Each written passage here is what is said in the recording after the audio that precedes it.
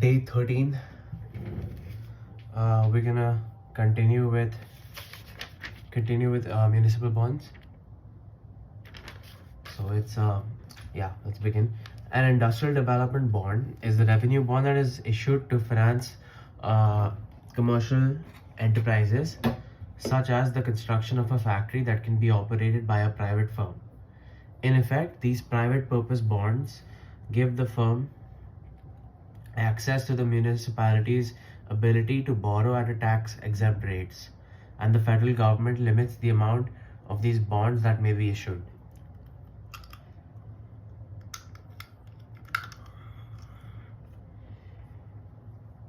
Like treasury bonds, muni bonds vary widely in maturity.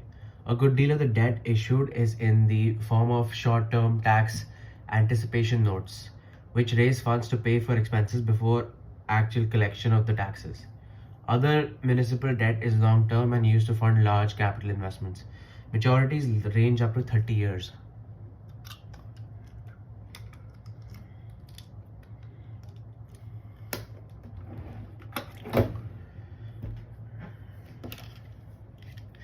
The key feature of municipal bonds is the tax exempt status.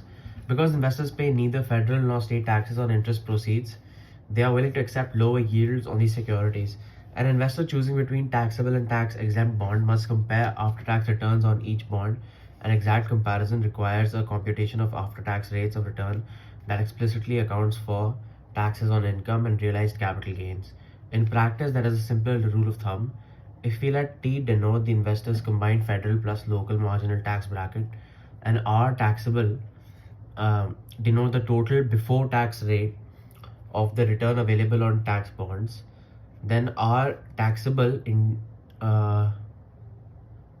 into 1 minus T is the after tax rate available on those securities. If this value exceeds the rate on municipal bonds, R muni, the investor does better holding the taxable bonds. Otherwise, the tax exempt municipals provide higher after tax returns. One way to compare bonds is to determine the interest rate on taxable bonds that would be necessary to provide an after tax return equal to that of the municipals. To derive this value, we set the after tax yields equal and solve for equivalent taxable yield of the tax exempt bond. This is the rate a taxable bond must offer to match the after tax yield on the tax free municipal. So R taxable into 1 minus T equals to R muni. So we equate them, and then we take the 1 minus T on the other side. So the R taxable should be R muni rate the municipal bond offers divided by 1 minus T. T is the tax bracket that the investor is in.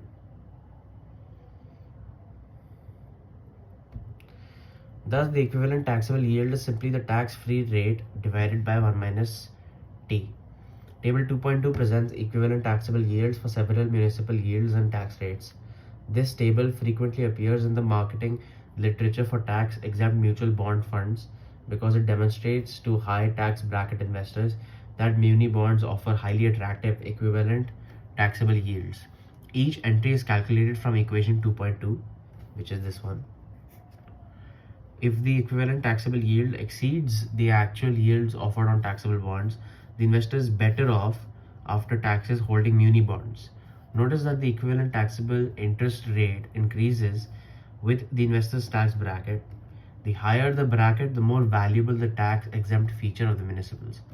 Thus, high tax bracket investors tend to hold municipal bonds. We can also use equation 2.1 or 2.2 to find the tax bracket at which investors are indifferent between taxable and tax exempt bonds. The cutoff tax bracket is given by solving equation 2.2 for the tax bracket at which after tax yields are equal. Doing so, we find that cutoff tax bracket equals to 1 minus R muni by R taxable. So this is the tax bracket where the investor is indifferent between the two. Thus, the yield ratio R muni by R taxable is a key determinant of the attractiveness of municipal bonds.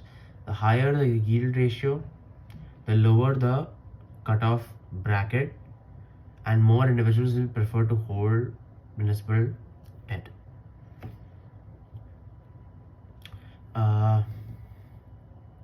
Okay, so let's just go over table 2.2 one time. Tax exempt yield, marginal tax rate. So we have the different tax brackets here. 20%, 30%, 40%, 50%. So tax exempt yield.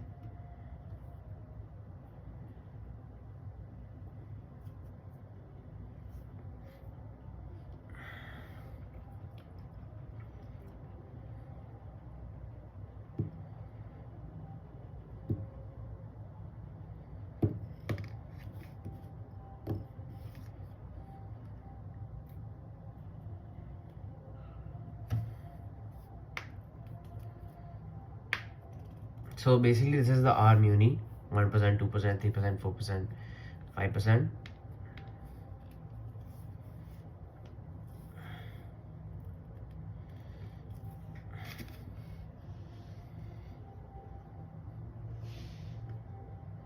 Okay. 1 second. So 1% divided by 0.8. Okay, so as we can see, 1% divided by 0.8 will be 1.25%, and then 2% divided by 0.8 will be 2.5%, and so on. So यहाँ पे here this is basically equal to the x column by y, pretty much, by 1 minus y. Sorry, my bad. Same thing for that also. So that will be 1 by 0.7, 1.428, 43.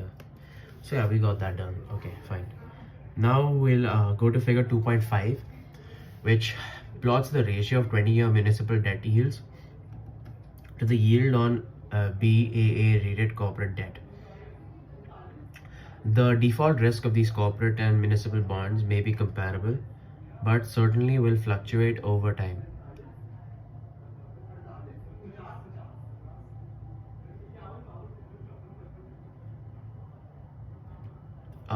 Let's do that again. Figure 2.5 plots the ratio of 20-year municipal debt yields to the yield on BAA rated corporate debt. The default risk of these corporate and municipal bonds may be comparable, but certainly will fluctuate over time. For example, the sharp run-up into ratio 2011 probably reflects the increased concern at the time of the precarious financial condition of the several states and municipalities, leading to higher credit spreads on their bonds. So as we can see here, there was a spike. That's what they're talking about. So quite a bit of a spike actually. It's the largest spike I think here on the graph. So yeah, it's the ratio of the yields of municipal to corporate. So this means that the yield on municipal is lower than that on corporate, but we're not comparing the after-tax yield, so we don't really know. Taxable versus tax exempt yields. Example 2.1. Figure 2.5 shows that for most of the last 30 years, the ratio of tax exempt to taxable yields fluctuates around 0.70. What does this imply about the cutoff tax bracket above which tax exempt bonds provide higher after-tax yields? Equation 2.3 shows that an investor whose tax bracket, federal plus local, exceeds 1 minus 0.7 equal to 0.3 or 30% will derive a greater after-tax yield from municipals.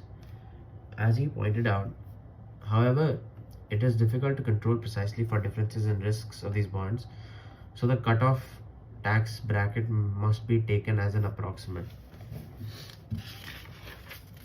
Okay. Concept check 2.2. So suppose your tax bracket is 30%.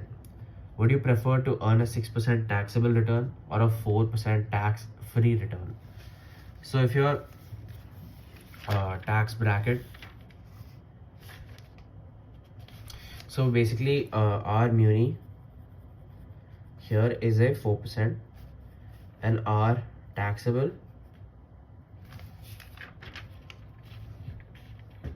is the equivalent, which is equal to 4% divided by 0.7. So that is 4 by 0.7. That's around 5.714%. So we would prefer the 6% taxable return on this one. We won't prefer the municipal bond because we are getting a greater after-tax return on the taxable one compared to the tax-free one.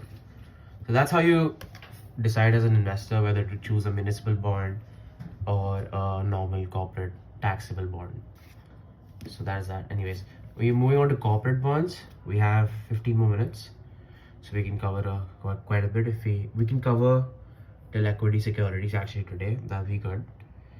Yeah, I'll stop before I do equity because that's like a different concept right now. So yeah, we'll do this and we'll study the graphs in like 10-15 minutes or whatever. Okay, corporate bonds are the means by which private firms borrow money directly from the public. These bonds are similar in structure to treasury issues. They typically pay semi-annual coupons over their lives and return the face value to the bondholder at maturity. Wait, 1 second. Corporate bonds means by which private firms borrow money directly from the public, similar to treasury issues, very semi-annual coupons over their lives and return face value. Okay, fine. They differ most importantly from treasury bonds and degree of risk. Default risk is a real consideration in purchase of corporate bonds, and Chapter 14 discusses this issue in considerable detail. For now, we distinguish only among secured bonds, which have specific collateral backing them in the event of firm bankruptcy. Unsecured bonds called debentures.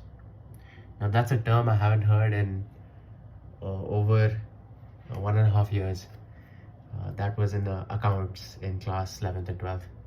Debentures. Yeah, that's fun. That's a throwback. But yeah, debentures, which have no collateral, and subordinated debentures, which have a lower priority claim to the firm's assets in the event of a bankruptcy. Corporate bonds sometimes come with options attached.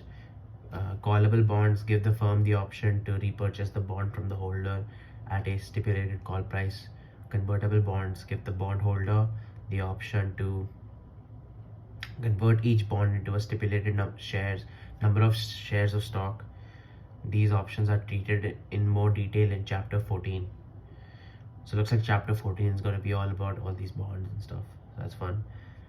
Mortgages and mortgage-backed securities. Now this is very important. Because of the explosion in mortgage-backed securities, almost anyone can invest in a portfolio of mortgage loans, and these securities have become a major component of fixed income market. As described in Chapter 1, a mortgage-backed security is either an ownership claim in a pool of mortgages or an obligation that is secured by such a pool.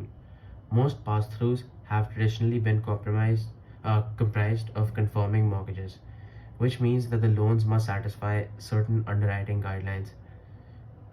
Wait, 1 second, let's read that again. As described in Chapter 1,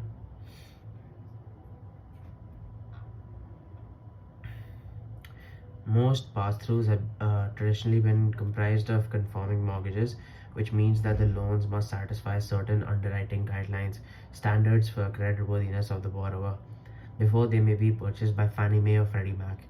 In the years leading up to the financial crisis, however, a large amount of subprime mortgages, that is riskier loans, made to financially weaker borrowers were bundled and sold by private label issuers.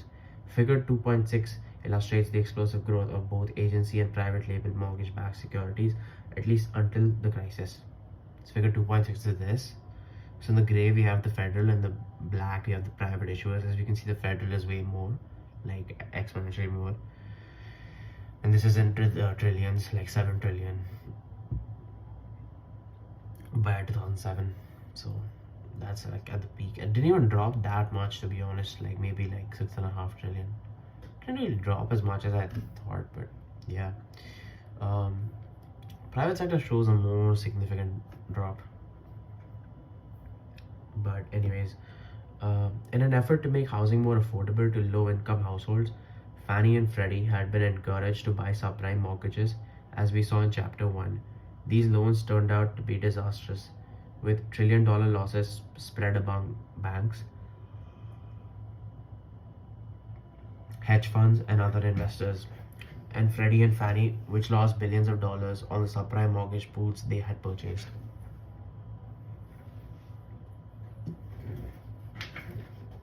You can see from figure 2.6 that starting in 07, the market in private label mortgage pass-throughs began to shrink rapidly. Figure 2.7 is this. So in 2007, it dropped from 9 to 10 also, big drop. Then it kind of stabilized. So yeah. Despite these troubles, few believe that securitization itself will cease, although practices in this market are likely to remain far more conservative than in the previous years, particularly with respect to the credit standards that must be met by the ultimate borrower.